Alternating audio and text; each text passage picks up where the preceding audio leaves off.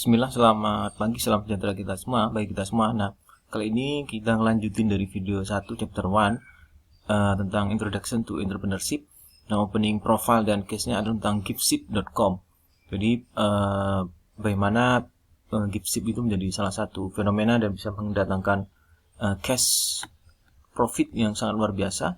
Mari kita lihat di sini, dia adalah dari Sam Hock, yang pendirinya, foundernya Sam Hock, orang Malang. Sam itu artinya emas, bolak-balik. Oh, bukan ya. Sam Hock dia itu Michigan University alumni, ya, University Technology of Michigan, kalau disingkat UTM, sama dengan kita. Kita sejajar dengan Michigan Technology University, bukan ya, ini Michigan State University. Kemudian dia melihatnya adalah tentang wasteful supply chain. Jadi mungkin bisa jadi salah satu model atau cara untuk melihat sebuah peluang bisnis tentang wasteful supply chain. Wasteful supply chain itu gimana? Misalnya untuk produk kartu di sini, Giveship itu dia jual card tapi by online. Jadi kartu itu begitu sudah dibeli, dikirimkan kepada orang yang dituju dengan beberapa tulisan dan image atau gambar. Kemudian setelah itu baru diterima, baru dibuang. Dan menakjubkan bahwa dalam 1 tahunnya itu sekitar 75 juta pound itu yang terbuang dan menjadi sampah, dan tentu berdampak pada lingkungan yang sangat luas. Kalau misalnya dari plastik, apalagi bisa untuk bisa recycle-nya itu sangat butuh waktu yang sangat lama. Kemudian dia itu mendirikan tahun 2008 tentang Giveship.com. Jadi dia itu bagaimana mensubstitut atau menggantikan keberadaan dari card menjadi gift card online, dan itu lebih mudah karena dia bisa di by email, by Facebook. Pada waktu itu yang paling rame adalah Facebook. Kemudian kita lihat memang mereka lebih suka membeli produknya itu karena banyaknya ragam pilihan di sana di Giveship. Coba dicek di Giveship.com. Jadi semakin banyak pilihan, semakin suka customer untuk dan ingin untuk membeli sebuah produk. Semakin sedikit pilihan, tentu mereka misalnya untuk street food misalnya, atau seller-seller yang ada di jalan, misalnya toko bunga yang berjajaran di sepanjang Batu misalnya, itu membuat orang menarik dan mampir dan pada akhirnya juga membeli. Nah, ini adalah salah satu strategi untuk bagaimana menarik konsumen menjadi menyukai dan membeli sebuah produk dengan banyak atau beragam pilihan. Seperti yang Giveship.com. Kalau yang Giveship itu di online, kalau yang street yang resell atau seller street itu kan secara offline. Nah, tentu karena dia menjadi salah satu tempat tujuan dari orang untuk mencari gift card, maka di situ Giveship mendapatkan momentum dan dia menghasilkan 2012 100 juta US dollar. Nah, itu berapa kali 13 ya, 13.000.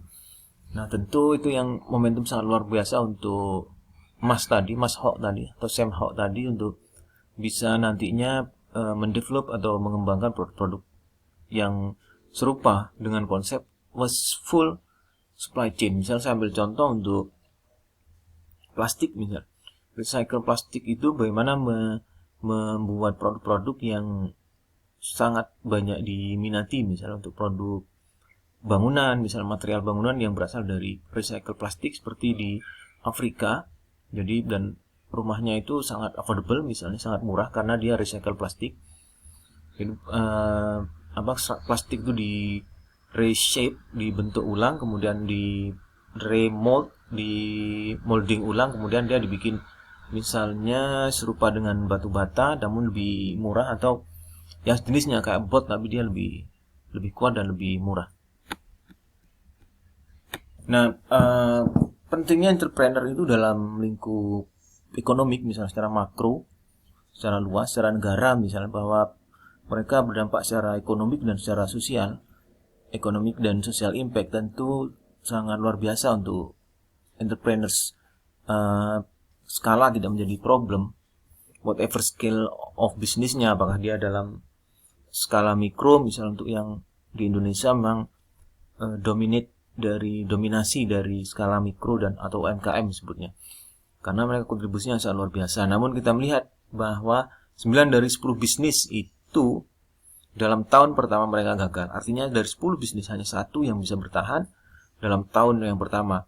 Kalau misalnya startup itu menunjukkan bahwa semangat saja, kemudian bagaimana motivasi yang luar biasa untuk membangun startup. Misalnya saya tahun 2000 pandemik pertama 2021 saya bikin platform bisnis misalnya untuk buy web, kemudian berhenti di buy app. Kenapa? Karena motivasi itu tidak cukup untuk bisa membuat sebuah startup itu menjadi sebuah bisnis yang memang bisa menghasilkan.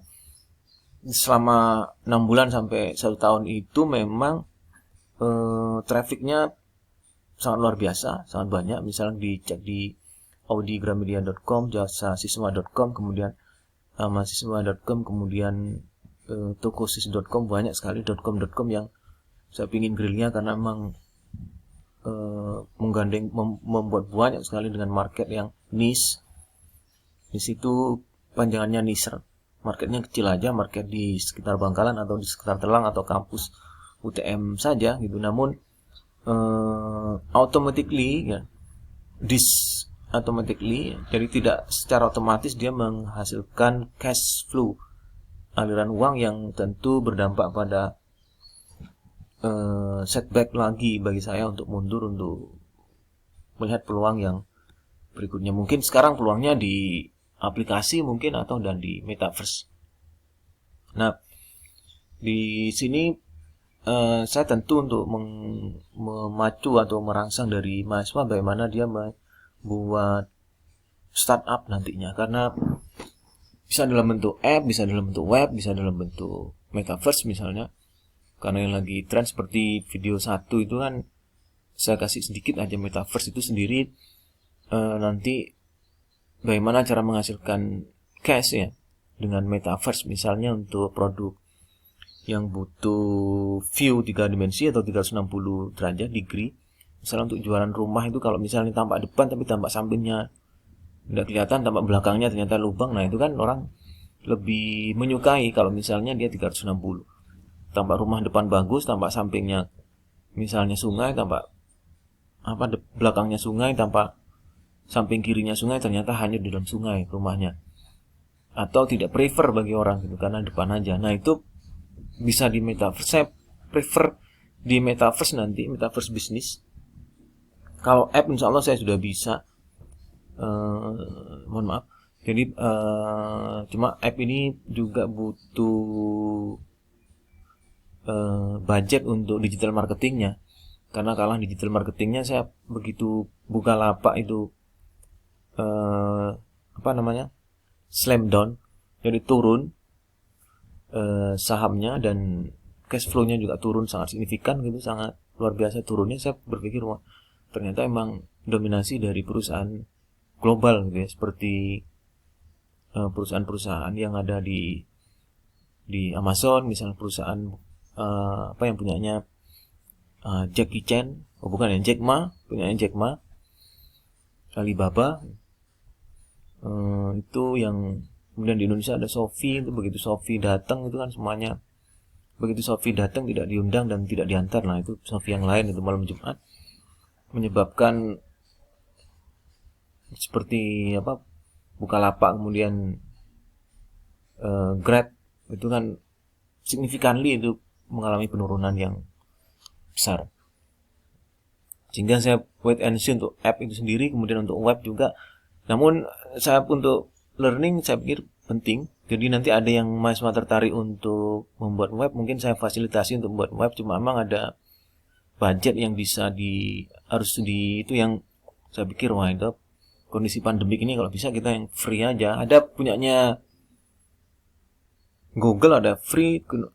App itu juga harus bayar untuk karena dia nanti di Play Store, punyanya Google Store itu kan kita daftar dan nanti di proof misalnya sebelum daftar itu bayar dulu sekitar $40.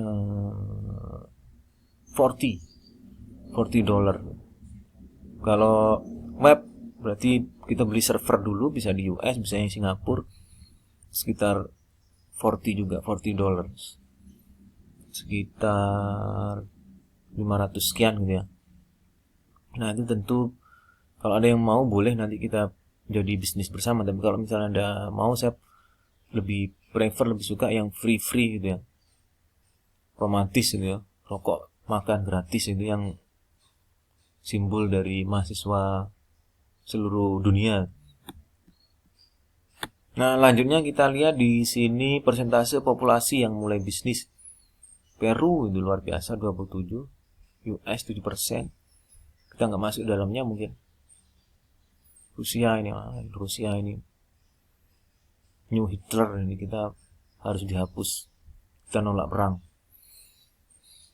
Cina luar biasa, Brasil luar biasa, Peru. Nah, semakin banyak orang mulai bisnis, populasi itu persentase populasi semakin thrive atau emerge atau meningkat ekonomiknya.